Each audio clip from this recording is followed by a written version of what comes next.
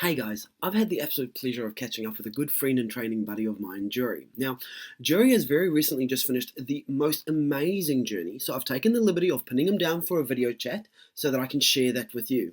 Check it out. Hi Jory, thanks for joining me today. How are you going? Well, thank you. Thanks Okay. for having me. Oh, always a pleasure, always a pleasure.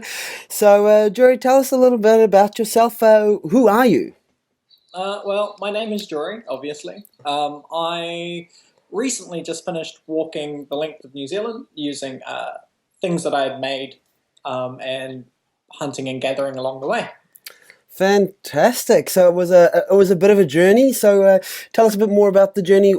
When did you start and where did you go?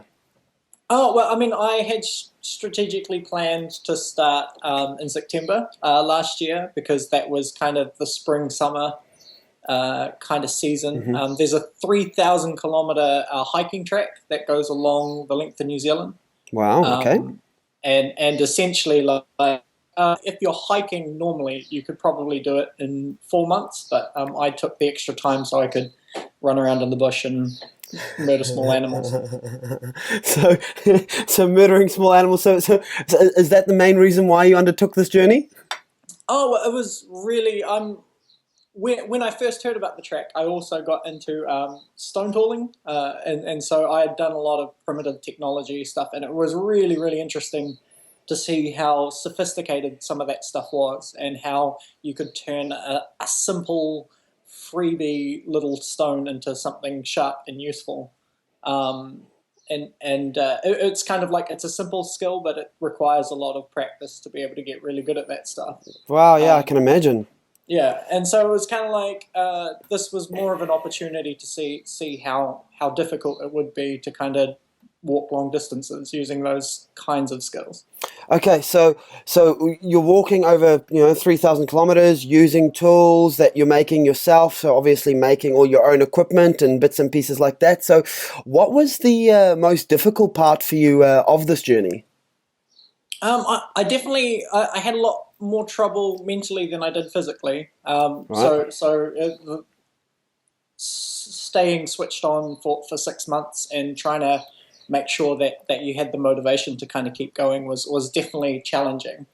But how you overcome that was really interesting, and the kind of mental things that you say to yourself to kind of keep going. Hmm. Hmm. What Hmm. was really interesting was there were a couple of guys that I was hiking with for a couple of months, and we had all read this article on these kind of like slave.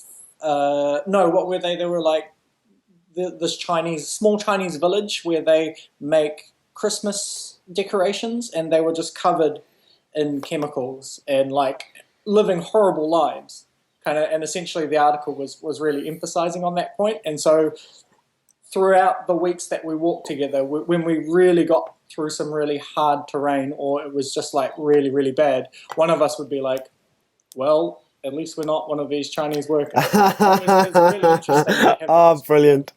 It's just like, right, okay, let's keep going. Brilliant. So extreme highs and obviously extreme lows. So let's talk about the highs first. What was to you then the highlight of this journey? uh, Essentially seeing how incredibly diverse New Zealand is. Like that was the main thing that I really enjoyed.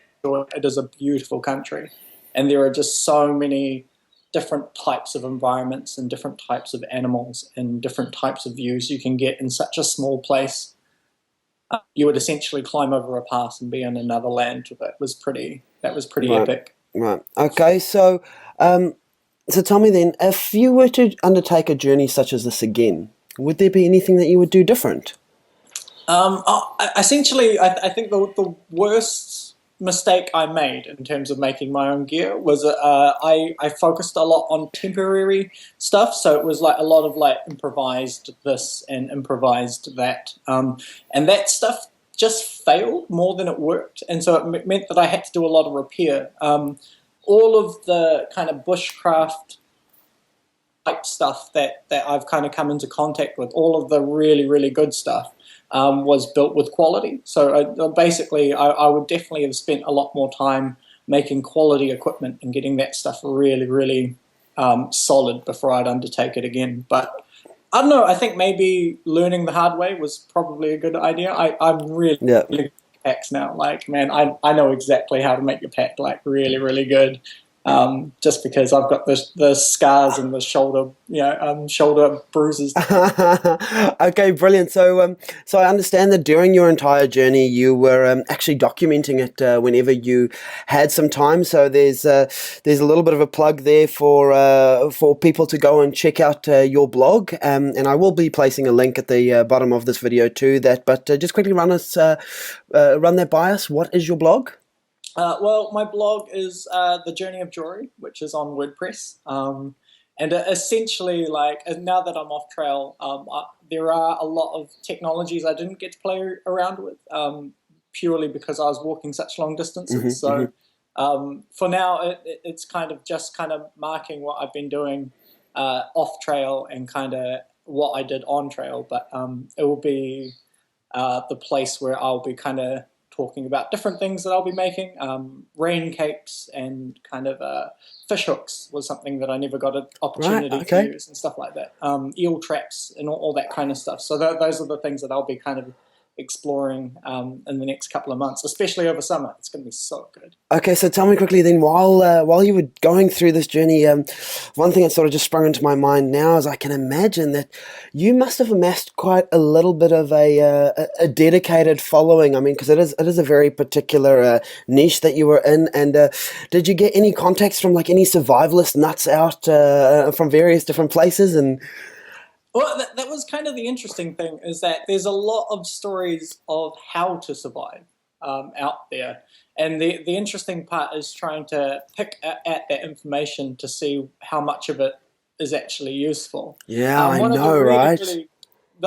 one of the things that was really interesting from my perspective is that a lot of the context in terms of the survival skills of Māori have been lost, and so what we have left are kind of these colonial observations of stuff that they had written in diaries and that kind of stuff. So looking at how they saw it and then trying to pick it apart to see how much of that information is transferable is really, really interesting. So that's kind of the detective work of trying to figure out what that stuff actually means. Always as what is it as the old wise one Bruce Lee once said, use what is useful and disregard what is useless, and then add what's essentially your own. So sounds like you've been going through that journey to the nth degree. Now obviously, man, into the wild and then back again. Question: are there any challenges for you, sort of after going through that, trying to reintegrate yourself back into, I suppose, normal society?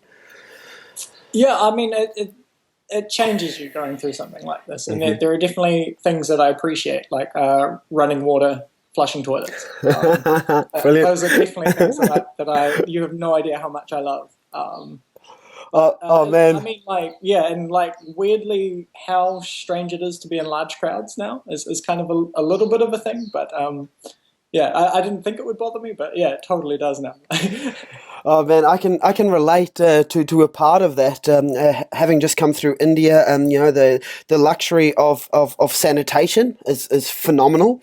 However, I would say as a big remedy for you, if you ever want to get over large crowds, just go to India, man. You'll very quickly learn to deal with the lack of personal space. So, Jory, other than my suggestion to go to India, is there anything in particular that you think what's next for Jory? Yeah, well, I mean, essentially, there's a bunch of stuff that I just haven't. I'd never got an opportunity to make, and that's kind of what I'm gunning for at the moment. There's a bunch of sheltering techniques. There's this rain cape. I had this idea of. I had heard a story of how the old Māori would travel using a rain cape, and that rain cape would be what they would use shelter, but they would essentially sleep sitting up. So that was kind of a challenge that I tried to set myself before walking, but I just couldn't get it down. I was really, really bad at sleep sitting up. So that's kind of another form of investigation that I'm really interested in And it's stupidly tedious to make these things. These things are so heavy and so like hard to make. So I need some really good weaving skills for that kind of thing. All right, fantastic, and you'll be sure to document that through on your blog. So there's lots of interesting information there. All right, my friend, it was really great to chat with you. Thank you for sharing parts of your story with us, and yeah, we'll be in touch again soon. Absolutely. Catch you around. All right, cheers, bye. Bye.